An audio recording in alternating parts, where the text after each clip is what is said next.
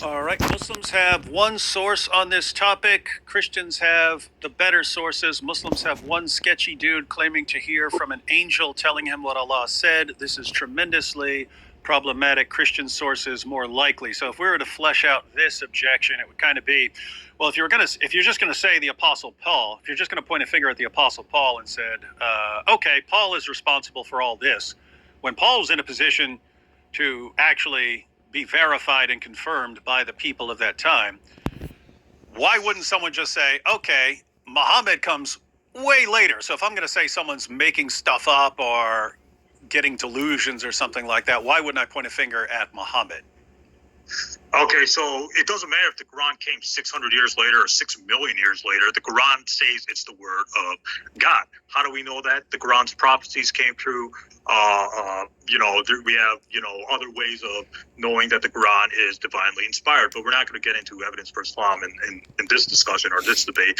The Quran, well, first of all, you're just going to the New Testament. That's what you're talking about, right? The New Testament. But I agree that the New Testament is early, but it's early and it's not reliable because, like I said, like I cited Raymond Brown, Craig L. Blomberg earlier in this discussion, that they say that the Gospels are anonymous. They're written by Greek authors, Greek-speaking authors. Jesus spoke Aramaic. That right there, that's a big problem right there. Problem with translation, etc.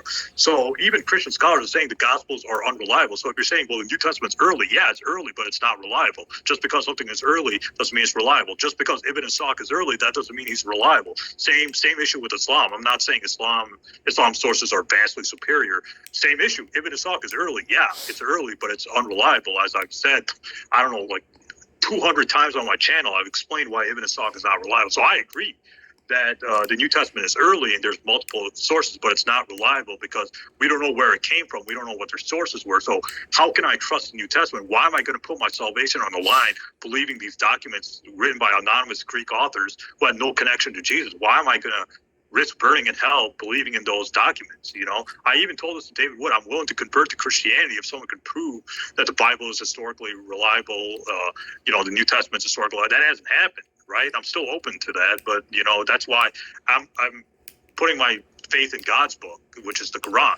The Quran can be proven. The New Testament